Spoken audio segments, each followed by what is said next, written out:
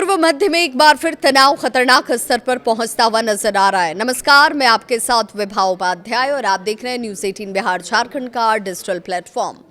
America और Iran के बीच जारी कूटनीतिक बातचीत जहां किसी नतीजे तक नहीं पहुंच पा रही, वहीं जमीन और समुद्र दोनों ही मोर्चों पर टकराव बढ़ता दिखाई देता है। हालात अब ऐसे बन रहे हैं कि क्षेत्रीय संघर्ष अब वैश्विक कूटनीतिक संकट का रूप ले सकता है।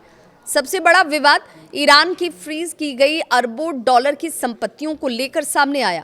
अमेरिकी प्रशासन अब एक ऐसे प्रस्ताव पर काम कर रहा है जिसके तहत ईरान की जब्त संपत्तियों का इस्तेमाल खाड़ी देशों में हुए नुकसान की भरपाई के लिए किया जा सकता है। अमेरिकी अधिकारियों का यहां तक दावा है कि कुवैत, बहरीन, अन्य सहयोगी देशों को ईरानी मिसाइल और ड्रोन हमलों से जो नुकसान पहुंचा है उसकी लागत का आकलन किया जा रहा है। वॉशिंगटन का ये भी मानना है कि भविष्य में अगर ऐसे हमले दोबारा होते हैं तो उसकी भरपाई भी इन्हीं फ्रीज फंड से की जा सकती है। हालांकि इस प्रस्ताव ने नए विवाद को भी खड़ा कर दिया। आलोचकों का सवाल ये है कि यदि ईरान को हुए नुकसान की भरपाई की बात उठेगी तो उसकी जिम्मेदारी कौन लेगा। यही वजह है कि पहले से ही जटिल वार्ताएं और अधिक कठिन होती नजर आती हैं। इस बीच खाड़ी क्षेत्र में सैन्य गतिविधियां भी तेज हो चुकी हैं। बहरीन ने दावा किया है कि उसने ईरान की ओर से दागी गई 3 बैलिस्टिक मिसाइलों और कई ड्रोन को अपने हवाई क्षेत्र में प्रवेश करने से पहले ही मार गिराया। बहरीन का आरोप ये भी है कि इन हमलों का निशाना नागरिक क्षेत्र और महत्वपूर्ण बुनियादी ढांचे थे। बहरीन क्या महत्व इसलिए भी बढ़ जाता है क्योंकि यहाँ अमेरिकी नौसेना के 5वें बेड़े का मुख्यालय स्थित है। ऐसे में किसी भी प्रकार का हमला सीधे तौर पर अमेरिकी सुरक्षा हितों से जुड़ा हुआ माना जाएगा।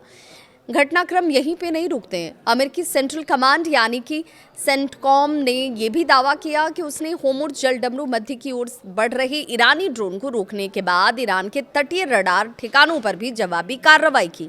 अमेरिका का यह भी कहना है कि ये कदम अंतर्राष्ट्रीय समुद्री मार्गों की सुरक्षा को सुनिश्चित करने के लिए उठाया गया है। दूसरी तरफ ईरान ने इस कार्रवाई को युद्ध विराम समझौते का उल्लंघन बताते हुए अमेरिका पर तनाव बढ़ाने का आरोप लगा दिया।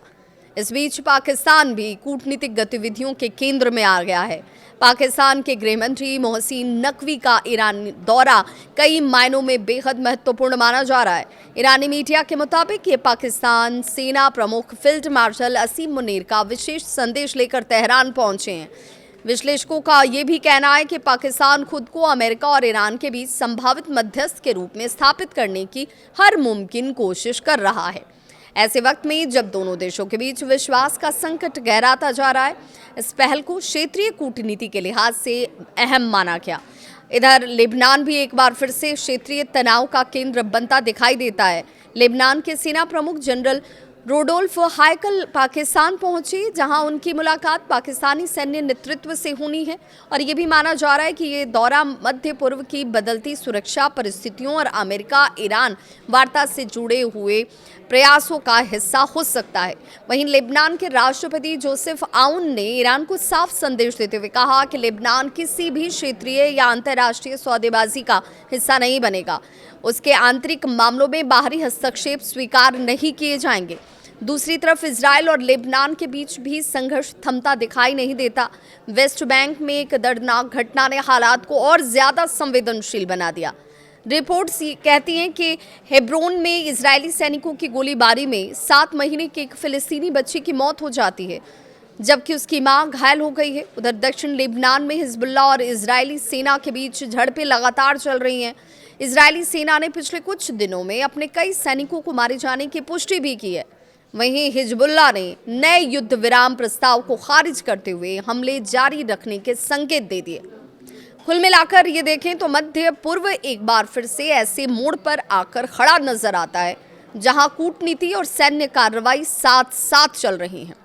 अमेरिका और ईरान के बीच बढ़ता अविश्वास, खाड़ी क्षेत्रों में बढ़ती सैन्य गतिविधियां, पाकिस्तान की मध्यस्थता की कोशिशें और इजराइल लेबनान संघर्ष, इन सभी घटनाओं ने पूरे क्षेत्र की अस्थिरता की ओर उसे धकेल दिया है। अब दुनिया की निगाहें इस बात पर जाकर टिकी हैं कि क्या बातचीत का रास्ता एक बार फिर खुल पाएगा या फिर ये तनाव किसी बड़े क्षेत्रीय संघर्ष का रूप ले सकता है। इसे लेकर आपकी क्या है राय? कमेंट सेक्शन में अपनी राय जरूर साझा करें।